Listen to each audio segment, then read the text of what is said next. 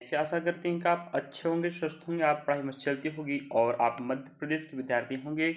तो आपको पता ही होगा और आप हमें कंटिन्यू फॉलो करें तो आपको पता होगा हम आपके लिए एमपी आबकारी आरक्षक भर्ती परीक्षा हेतु पीवाईक्यू क्लास का सीरीज चला रहे हैं। अगर आप नए हैं तो आपको बताना अति आवश्यक है कि हमारे पास क्या उपलब्ध है और हम क्या पढ़ा रहे हैं। जो विद्यार्थी हमसे जुड़ा पहले से या जो हमें देख रहा है, पढ़ रहा है, उसको पता होता है। जो नए होते हैं उनको बताना पड़ता है विद्यार्थी, इसलिए हर वीडियो में आपको शुरुआत में बताना पड़ता है।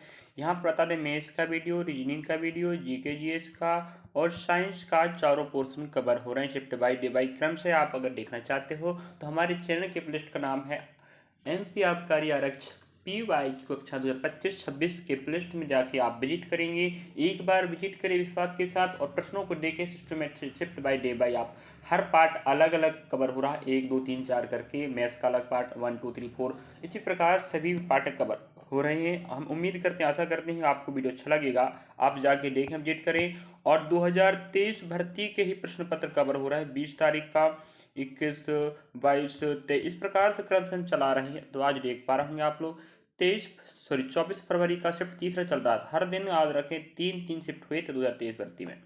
तो 23 भर्ती का पेपर एग्जाम पीवाई को जो कवर करेगा, याद रखें 2025 में नहीं आ पार करेगा। लिख के रख लीजिएगा, पेपर का पैटर्न सेम और यही प्रकार के प्रश्न आने वाले हैं। चलिए दिखाते हैं। और इस वीडियो में हम 2 पार्ट कवर करेंगे, जीके जीएस साइंस का, मैथ्स का, रीजनिंग का, और लास्ट में जानकारी और बताएंगे। चलिए, तो पहला प्रश्न आप देख पा रहे होंगे, शिफ्ट यही है, तारीख यही है, आप देख पाएंगे। इसके पहले शिफ्टों को तारीखों का हमने बना के वीडियो अपलोड कर चुके हैं। पहला प्रश्न कहता है, देख सक रहे हैं आप लोग, शटलिंग टू द टॉप, याद रखें, शटलिंग टू द टॉप कहानी निम्नलिखित में से किस खिलाड़ी पर लिखी गई, याद रखें। मैं आपको फिर से इंतला कर दूं, हर शिफ्ट में पहला प्रश्न आपको आत्मकथा या पुस्तक से प्रश्न आ रहा है। अभी उठा के आप पीडीएफ को वेरीफाई भी कर सकते हैं और अब हर शिफ्ट का जीके जीएस का पहला प्रश्न आप देखेंगे, हर पार्ट उठा के देख लो आप लोग। चलिए, तो भैया, शटलिंग टू द शॉट जो कहानी याद रखा, आत्मकथा यह है जो पीवी सिंधु याद रखें इन पर लिखा गया एक पुस्तक है। और इसके पहले हमें पूछा था, भारतीय ओलंपिक समिति की जो अध्यक्ष बनी थी पीवी सिंधु को बनाया गया था, याद रखेंगे, और प्रथम भारतीय महिला है कि नहीं। तो शटलिंग टू द टॉप जो कहानी आत्मकथा, यह है हमारे बैडमिंटन खिलाड़ी पीवी सिंधु की आत्मकथा। चलिए, इस प्रकार से हमें प्रश्न आप इंगित कर रहा है, इशारा कर रहा है कि भाई हम इस प्रकार के प्रश्न अगली बार फिर आएंगे। चलिएगा, प्रश्न क्रमांक सेकेंड, रानीपुर वन्यजीव अभ्यारण्य किस जिले में स्थित, याद रखें। तो रानीपुर वन्यजीव अभ्यारण्य की बात करने लगा तो आपका अभ्यारण्य, राष्ट्रीय उद्यान, जवारा क्षेत्र मंडल आपको पढ़ना पड़ेगा। तो ऑप्शन पहला आपका आंसर चित्रकूट, याद रखें, चित्रकूट में रानी वन्यजीव अभ्यारण्य स्थापित है। किस जिले में कह रहा तो आप समझ पाएंगे, चित्रकूट जिले में कौन है, रानीपुर वन्यजीव अभ्यारण्य स्थापित है। चलिए, आप लोग कमेंट कीजिएगा चित्रकूट कहाँ है। ऑप्शन पहला, option B, option C, option C, D. अगला प्रश्न आप देखेंगे, अगर आपको ब्लर होता हो तो आप थोड़ा सा जूम करके देख सकते हो, या तो फिर आपको क्वालिटी बढ़ाना पड़ेगा। चलिए, लास्ट तक बने रहे, 1 से क्रमांक 20 तक जीएस का जाता है, फिर 21 से आपको 35 तक आपको साइंस का आएगा। हम एनटीपीसी ग्रुप डी के लिए भी लास्ट में बात करने वाले हैं, कहाँ से तैयारी करना है, कैसे करना, आप लास्ट तक बने रहें। अक्टूबर 2022 में राजस्थान उच्च न्यायालय के मुख्य न्यायाधीश के रूप में किससे नियुक्त किया गया था। अब आप देखिएगा भाई, हर स्टेट का अगर मुख्य न्यायाधीश याद करना पड़ जाए तो ये तो बहुत हार्डली प्रश्न हो गया ना। अब मुख्यमंत्री बनता है, राज्यपाल आज जरूरी है, ठीक, कैबिनेट मंत्री जरूरी है, भारत के मुख्य न्यायाधीश पता है, ठीक है, लेकिन जो राज्य का मुख्य न्यायाधीश पूछ रहा है भाई, तो याद रखें थोड़ा सा हटीला प्रश्न हो गया। ऑप्शन पर आएगा न्यायमूर्ति पंकज मित्तल, ठीक है। तो न्यायमूर्ति पंकज मित्तल को नियुक्त किया गया था। और 2022 का जो करंट अफेयर याद रखें, क्योंकि पेपर 23 में हुआ था तो 21 और 22 का ही आया था करंट अफेयर। अभी 25 में होना तो समझ जाओ 23 और 24 का आएगा, लिख कर रख लीजिए करंट अफेयर और पूछेगा। चलिए, ऑप्शन आप एक बार होंगे। नेक्स्ट प्रश्न क्रमांक चौथा में कहता है, मई 2022 में एयर इंडिया के नए एमडी और सीईओ के रूप में किसे नियुक्त किया गया है। हमने ये बात भी कहा है कि राष्ट्रीय अंतर्राष्ट्रीय जो संगठन मुख्यालय है, संगठन का स्थापना कब हुआ, मुख्यालय कहाँ पर है, निदेशक कौन है वर्तमान में, इस प्रकार का प्रश्न अंतर्राष्ट्रीय चाहे राष्ट्रीय स्तर का प्रश्न पूछेगा। तो जो एयर इंडिया याद रखेंगे, जो आपको एयरलाइन काम करता है, हवाई जहाज या वायुयानों की सेवा प्रदान करता है, तो उसके एमडी और सीईओ किसे नियुक्त किया गया था याद रखेंगे। ऑप्शन पहला आपका राइट आंसर हो जाएगा कैंपबेल विल्सन। कैंपबेल विल्सन को नियुक्त किया गया था एयर इंडिया 2022 की बात कर रही हैं। चलो option B, option C, option D आप इस प्रकार देख पाएंगे। अगला प्रश्न आप देख पा रहे होंगे, प्रश्न क्रमांक जो भी आप देख पाएंगे, निम्न में से कौन मई 2022 में त्रिपुरा के नए मुख्यमंत्री बने थे याद रखें। तो ऑप्शन पहला आप हो जाएगा मणिक शाह। ठीक है, मणिक शाह को त्रिपुरा के नए मुख्यमंत्री बनाया गया था, 2022 की बात कर रही है।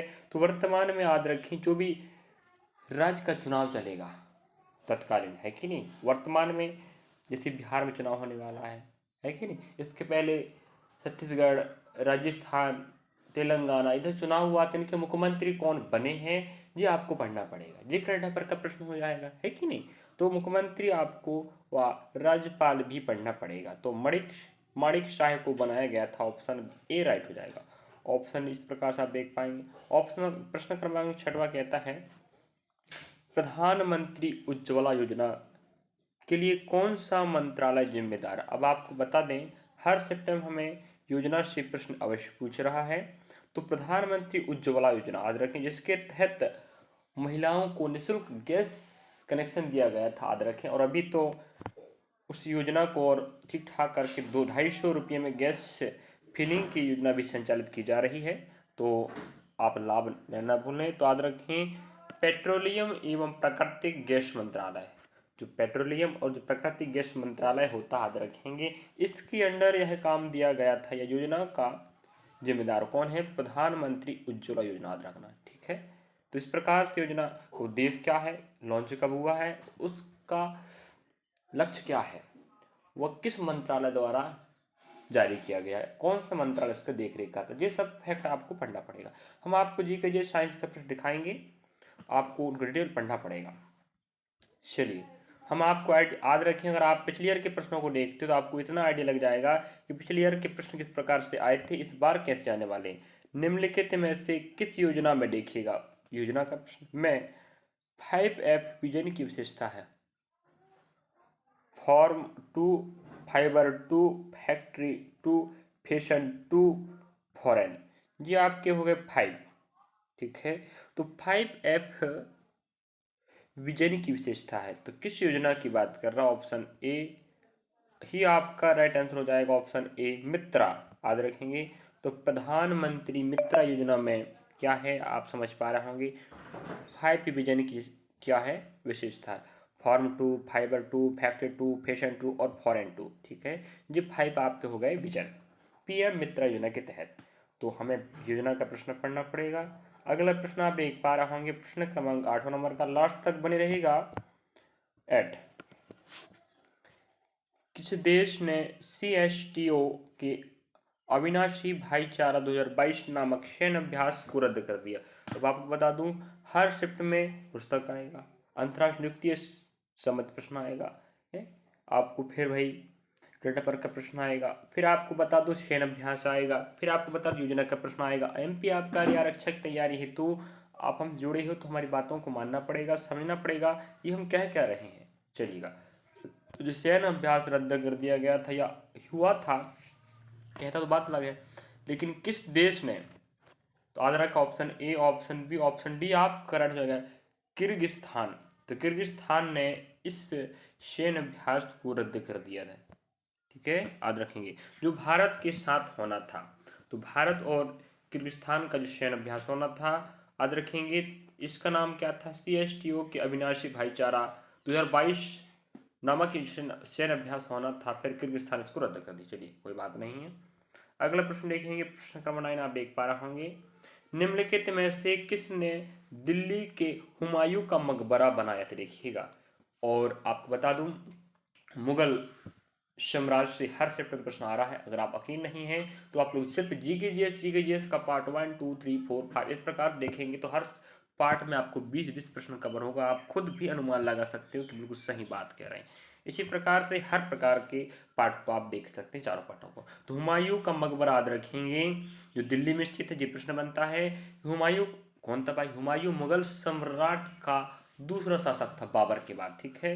तो हुमायूं का मकबरा दिल्ली में किसने बनवाया था? याद रखेंगे हाजी बेगम, ठीक है। याद रख, उसकी बेगम थी कौन? हाजी बेगम, याद रखिएगा। चलिएगा, तो इस प्रकार से नेक्स्ट प्रश्न आप देख पाएंगे। और नेक्स्ट प्रश्न आप देख पा रहे होंगे, निम्नलिखित में से कौन शिवाजी का संरक्षक था? मुगल साम्राज्य का प्रश्न पूछ रहा है, दिल्ली सल्तनत का भी प्रश्न पूछ रहा है, और आपके मराठा साम्राज्य के भाई भी प्रश्न पूछ रहा है। तो शिवाजी याद रखें, शिवाजी जी मराठा साम्राज्य के संस्थापक माने जाते हैं, और इनके संरक्षक या इनकी रक्षा करने के लिए याद रखेंगे दादाजी कोंडदेव को नियुक्त किया गया था। तो यहाँ दादू जी लिखा कोई बात नहीं है, आपको पता है कि मध्य प्रदेश की भर्ती परीक्षा है, तो थोड़ा बहुत मिस्टेक नहीं, बहुत ज़्यादा होता ही है कि नहीं। तो आप लोग तो पढ़ने वाले बच्चे समझने का प्रयास करेंगे। तो दादा कोंडदेव इनके संरक्षक थे। चलिए अगला ऑप्शन आप देख पाएंगे। अगला प्रश्न आप देख पा रहे होंगे, बेदेरा का युद्ध किसके बीच लड़ा गया था? बेदेरा का युद्ध ब्रिटिश और डच, इसके पहले भी हमें युद्धों के बारे में प्रश्न पूछ चुका। किस किस के बीच में लड़ा गया है आपको पता होना चाहिए। किस किस बीच में लड़ा गया है? ब्रिटिश और डच के बीच में लड़ा गया था। आपको बता दूं मैं, आपको कोई भी विषय की बात हो, चाहे वो हिस्ट्री की बात हो, चाहे इकोनॉमिक्स की बात हो, चाहे ज्योग्राफी की बात हो, चाहे साइंस की बात हो, चाहे स्पोर्ट की बात हो, कोई भी टॉपिक आपको दिक्कत है आप हमें कमेंट बॉक्स में कमेंट कर सकते हैं। हम उसका वीडियो बनाने का वीडियो बनाकर आपको तैयारी करवाने हेतु तत्पर तैयार। आपको बता दें, हर विषय का अलग अलग प्लेलिस्ट, स्पोर्ट का, इतिहास का, राजनीति का, अर्थशास्त्र का, भूगोल का, सबका प्लेलिस्ट अलग अलग है। आप हमारे चैनल में जाकर विजिट कर सकते हो, पढ़ सकते हो। चलिए, और आप जिस भी टॉपिक को चाहते हो, किसी भी सब्जेक्ट का जो आपको लगता है महत्वपूर्ण है, तो आप हमें अवगत कराएं, हम उसको अलग से कवर करा देंगे। चलिएगा, और प्लेलिस्ट में आप विजिट कर सकते हो। हर विषय, रीजनिंग का पूरा अध्याय मैंने पढ़ा चुका हूँ, वहाँ जाके आप रीजनिंग के प्लेलिस्ट पढ़ सकते हो। बेसिक प्रश्नों को, बेसिक कॉन्सेप्ट आप सीख सकते हो, समझ गए। चलिए नेक्स्ट प्रश्न आप देखना चाहेंगे, देखना तो पड़ेगा भाई। 12 नंबर का प्रश्न कहता है, लाहौर की संधि के समय पंजाब का शासक कौन था? याद रखेंगे। ऑप्शन आप पहला देख पा रहे होंगे, दलीप सिंह, ठीक है। यहाँ शायद दिलीप सिंह होनी चाहिए, लेकिन ठीक है दलीप ही दिया है, थोड़ा नाम उधर अलग होता है भाई, है कि नहीं। तो दलीप सिंह पंजाब के शासक हुआ करते थे जब लाहौर की संधि, याद रखें। और लाहौर आपको पता वर्तमान पाकिस्तान में है, पहले भारत में हुआ करता, याद रखेंगे। चलिएगा, तो इस प्रकार से प्रश्न आपको पूछ रहा, ऑप्शन भी आप देख पाएंगे। प्रश्न क्रमांक 13 कहता है, निम्नलिखित में से कौन सी तरल संपत्ति SLR का हिस्सा नहीं? अब यहाँ से आप देखेंगे 3-4 प्रश्न आपको इतिहास का प्रश्न मिला, और अब आप देख पा रहे होंगे ये आपका अर्थशास्त्र का प्रश्न है। तो कौन सी तरल संपत्ति LCR का हिस्सा नहीं है? Option A, option B, option C आपका राइट आंसर बॉन्ड्स, ठीक है। जो बॉन्ड याद रखेंगे, वो तरल संपत्ति SLR का हिस्सा नहीं है। चलिए अगला प्रश्न आप देखेंगे, प्रश्न क्रमांक 14 है। 14, निम्नलिखित में से कौन सा भारतीय विधानमंडल का कार्य नहीं है? भारतीय विधानमंडल याद रखें, कहने का मतलब ये है विधानसभा को ही आप विधानमंडल कहते हैं, तो विधानमंडल का कार्य नहीं है, ठीक है। तो यहाँ पर आप देखेंगे ऑप्शन ए आपका हो जाएगा राइट, बजट बनाना उसका कार्य नहीं है, ठीक है। चलिएगा, वो तो बजट पेश होता है, आपको पता है विधानसभा भाई, राज्य का विधानसभा में पेश होगा, और देश का लोकसभा में पेश होता है आपका क्या? बजट। लेकिन बजट बनाने का कार्य उसका है ही नहीं, है कि नहीं। चलिए, बजट तो वित्त मंत्रालय बनाता है, बल्कि पेश होगा बस। चलिएगा, ऑप्शन ए गलत हो गया। ऑप्शन बी कानून बनाना, हाँ बनाएगा, बजट पास करेगा, बिल्कुल। अभी मैंने बात किया था, बजट को वहाँ पेश किया जाता है, उसको पास करेगा भली विधानसभा, लेकिन बनाने कार्य नहीं करता है। चलिए, इस प्रकार से आप ऑप्शन ए ही ऐसा था जो नहीं करता है, कौन? विधानमंडल, बाकी सब कार्य करता है। चलिएगा, प्रश्न क्रमांक नेक्स्ट आप देख पा रहे होंगे 15 नंबर का, भारत ने अपनी अर्थव्यवस्था का उदारीकरण कब माना? याद रखेंगे सन 1991। हर शिफ्ट में हमें प्रश्न पूछ रहा है अर्थव्यवस्था का, 2-3 इतिहास 2-3 है कि नहीं। इस प्रकार से अपनी अर्थव्यवस्था का उदारीकरण कब माना, याद रखें 1991। और इस समय जो पीएम थे, जो प्रश्न पूछा याद रखेंगे, पीवी नरसिम्हा राव थे, याद रखें। और उस समय वित्त मंत्री कौन हुआ करते थे, डॉक्टर मनमोहन सिंह, जो बाद में पीएम बने, याद रखना। और वित्त मंत्री याद रखें 1991 में। इन्हीं की देन थी भारत में अर्थव्यवस्था का उदारीकरण 1991। बहुत बार प्रश्न पूछा, या भारतीय अर्थव्यवस्था का नवीनीकरण, या कह सकते हो आप लोग नए सिरे से अर्थव्यवस्था शुरुआत हुई भारत की 1991 से। प्रश्न क्रमांक 16, निष्क्रिय साथी कौन है। इस प्रकार का हमें जो वन लाइन छोटा सा प्रश्न जरूर पूछ रहा है। निष्क्रिय साथी कौन, आधा जो व्यवसाय में कोई सक्रिय भाग नहीं लेता। अब निष्क्रिय मीन्स होता, आप समझ पा रहे हो भाई, जो कार्य नहीं करता, निष्क्रिय है, शांत है। तो जो व्यवसाय में कोई सक्रिय भाग नहीं लेता या व्यवसाय ही नहीं करता, उसे निष्क्रिय साथी कहते हैं। या आप कार्यशास्त्र का टर्म हुआ, तो ऐसा छोटे छोटे प्रश्न पूछता है, थोड़ा दिमाग लगा के आपको प्रश्नों को बनाना पड़ेगा, समझ गए। चलिए भाई, कोई बात नहीं, आप सीखने वाले बच्चे, समझने वाले बच्चे समझ जाओगे। 17, क्या होता है जब निर्यात की तुलना में अधिक वस्तुओं का आयात किया जाता है। निर्यात तो आप जानते होंगे, निर्यात मीन्स क्या होता है, भारत से अन्य देशों में सामानों को बेचना निर्यात कहलाता है, और अन्य देशों से भारत में सामानों का लाना आयात कहलाता है। तो क्या बोलता है, क्या होता है जब निर्यात की तुलना में अधिक वस्तुओं का आयात किया जाए, मतलब आप वस्तुएं कम बेचो विदेश में और लाओ ज़्यादा, उसको हम बोलते हैं व्यापार घाटा। तो अर्थशास्त्र के टर्म में उसका मतलब होता है व्यापार घाटा, समझ गए। चलिए बच्चों, कोई बात नहीं है, आप सीखे समझे, प्रश्नों को देखते रहो। प्रश्न क्रमांक 18, भारत में कितनी बार वित्तीय आपातकाल का सामना किया। आपको बता दूं, इसके पहले भी मैंने इस प्रश्न के बारे में जिक्र किया था और इसके बारे में बताया था कि 352, 356 और 360 हमारे भारत में 3 वित्तीय आपातकाल लागू होते हैं। 3 प्रकार के आपातकाल लगते हैं। राष्ट्रीय आपातकाल जो पूरे देश में लगेगा, राष्ट्रपति शासन, और ये वित्तीय आपातकाल। ये आर्टिकल याद रखें, अनुच्छेद का नाम है, अनुच्छेद क्रमांक है 352, राष्ट्रीय आपातकाल पूरे देश में। राष्ट्रपति शासन 356 सिर्फ राज्य में लगाया जाएगा। वित्तीय आपातकाल पूरे देश में लगता है, 360 के तहत अनुच्छेद में है इंगित, लेकिन अभी तक नहीं लगा है। वहीं पूछ याद रखें, तो वित्तीय आपातकाल भारत में एक बार भी नहीं लगा। ऑप्शन हमें कहां पर मिल रहा है, ऑप्शन डी में कह रहा है, यही आपका आंसर हो जाएगा। क्या आप समझे नहीं, आपको पता होनी चाहिए, पहले भी ऐसा प्रश्न हमें पूछ चुका है। नेक्स्ट प्रश्न 19 नंबर का, वित्त आयोग का कार्यकाल कितना हो। याद रखें 280 अनुच्छेद में वित्त आयोग का गठन को उल्लेख मिलता है, याद रखें। और इनके जो सदस्य होते हैं, एक सदस्य रहेगा और 4 आपके एक अध्यक्ष होता है और 4 आपके क्या होते हैं, सदस्य होते हैं। ये भी प्रश्न हमें पूछ चुका है। और रही बात, इनका जो कार्यकाल होता है 5 वर्ष या 65 वर्ष होगा, याद रखें। कहने मतलब ये है, अगर आप 65 वर्ष के हो गए हो तो आपको हटा दिया जाएगा, या आप 5 साल कार्य कर सकते हो। जिसकी बात पूरे वित्त आयोग की। और नियुक्ति कौन करेगा, राष्ट्रपति करेगा, ठीक है। ये भी प्रश्न बनता है, चलिए कोई बात नहीं है, हम आपको लिख, ये आपका किस चीज़ का प्रश्न रहा, आपको पता होनी चाहिए, संविधान का। चलिए प्रश्न क्रमांक 20 है, जो इस पार्ट का शिफ्ट का लास्ट जीके जिसका प्रश्न है। 1952 में अलग तेलुगु भाषी राज्य की मांग को लेकर 56 दिनों तक भूख हड़ताल करने के बाद किसकी मृत्यु हो गई, याद रखें। और उसके बाद फिर राज्य बनाया भी, याद रखें, श्री रामुल्ला, याद रखें। बहुत शानदार प्रश्न पूछा है और कितानों भर्ती में पूछ चुका। श्री रामुल्ला के नेतृत्व में तेलुगु भाषा के आधार पर, याद रखेंगे, तमिलनाडु को बनाया भी गया, याद रखेंगे। और तेलुगु भाषा के आधार पर तमिलनाडु को बनाएगा, और यह भाषा के आधार पर बनने वाला पहला राज्य था, कौन, तमिलनाडु, याद रखिएगा, प्रश्न बनता है।